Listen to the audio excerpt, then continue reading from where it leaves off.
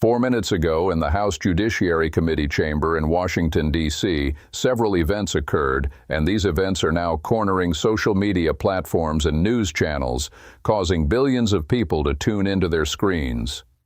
A congressman projected onto the giant screen an old video of Kash Patel speaking with his own voice, his own image, his own words. And when that video started, all cameras focused on Patel's face. Because that expression on his face, that instantaneous change, that collapse, was too solid to fit into words. If you're watching this right now, watch it to the end, because what you're about to see in the coming minutes is not just a hearing. This is a man's confrontation with his past life, his cornering himself with his own words, and the story of how the promises he made as FBI director crumbled in the hearing room before the eyes of millions. Let's set the scene together. September 17th, 2025. Washington, D.C., Rayburn House Office Building, House Judiciary Committee Chamber. From the early hours of the morning, the chamber filled to capacity. There were no empty seats left. Journalists waiting by the back wall, cameras positioned from every angle. No one knows yet, but within the next few hours, an event that will go down in Washington history will occur. Kash Patel arrived right on time, navy blue suit, American flag pin. His usual facial expression, cold, controlled, distant, FBI lawyers by his side. And they had very thick files in their hands. Patel looked comfortable. How could he not be comfortable? This was his second day. The previous day he had testified in the Senate. He had deflected every question. He had survived. He succeeded in surviving today, too. The first 2 hours proceeded according to script. Jim Jordan made his opening statement. He praised Patel. He addressed the decline in violent crimes. He mentioned 23,000 arrests. Patel nodded his head in thanks, gave his prepared answers. Republican members asked sincere questions. Patel gave his answers comfortably. Everything was going according to plan. Then the Democrats took the floor, and that's when everything changed. First came Jamie Raskin, Maryland's passionate senator, a thick file in his hand. But Raskin didn't open the file. Instead, he requested a video be played. The chamber went dark. The giant screen turned on, and Kash Patel appeared on the screen. But this Patel wasn't the current Patel. This was Patel from 2023. He was on right-wing influencer Benny Johnson's program. Relaxed, smiling, confident. And that Patel was saying this. When asked, why aren't the Epstein files being released? 2023. Patel looked at the camera and said, simple, because of who's on that list. The chamber froze. The current Patel, meaning 2025 Patel, as he watched himself on the screen, all cameras locked onto his face. And everyone who saw those expressions on his face understood. This man just confronted his own past. Because what he said in 2023 was exactly this. The file isn't being released because there are known powerful names in that file. Now he's sitting as FBI director and he's telling those who repeatedly ask the same question, we've released everything legally permitted. Raskin paused the video and silently looked at Patel, his voice pale. Director Patel, he said, in 2023 you yourself said it. The list isn't being released because there are known powerful names. Now you're FBI director. Who are those known powerful names? And why are you still hiding their names? Patel responded. His answer wasn't convincing at all. He talked about legal restrictions, court decisions, procedures. Raskin shook his head. Misleading answers, he said, all misleading. But this was just the beginning. Eric Swalwell's turn came. California Democratic congressman, former federal prosecutor, and one of those known for being tough on Patel. Swalwell stood up. He had no document in his hand, just one question. Director Patel, he said, does President Trump's name appear in the Epstein files, yes or no? A simple question. Required a two-word answer. Patel didn't answer. Yes or no, Director? Patel remained silent again. He tried to slip away by pulling the topic elsewhere. So he started talking about other things. Swalwell hardened. These courts called your nonsense bullshit. And at that moment, in the Congressional chamber, before the cameras, an event that would go down in history occurred. Patel leaned forward, got close to his microphone, and said this: I'll borrow your terminology and call your entire congressional career bullshit. A complete source of shame for the people of this country. The chamber exploded, gavels struck, voices suddenly rose, journalists went into frenzy, cameras turned first to Swalwell, then to Patel, then back to Swalwell, and social media went crazy. The FBI director, while giving his testimony under oath in the Congressional chamber, insulted a congressman. Important files come directly to me, Patel said confidently. Was the Epstein investigation an important case? Of course it's important. The trap closed. So the entire Epstein file came to your desk, is that correct? Patel stopped. His eyes narrowed. He calculated in a second, but was too late.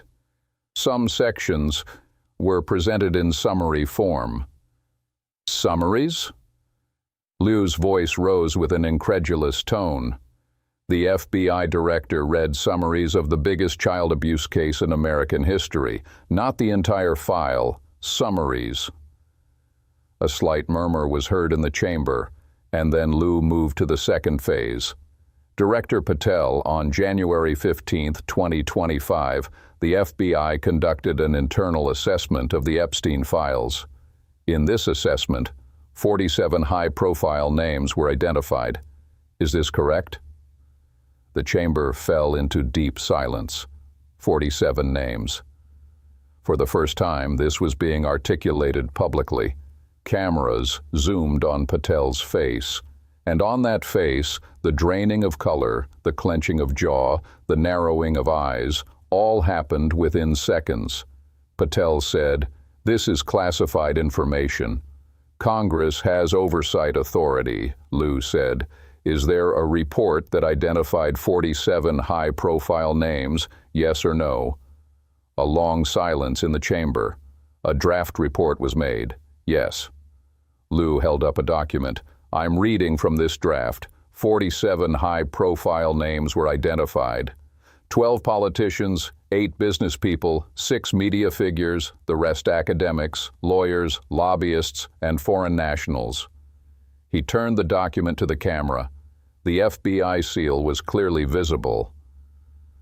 "Director Patel, this is from your own agency's own analysis, and you've repeatedly told this Congress and the American people there's nothing significant in the files.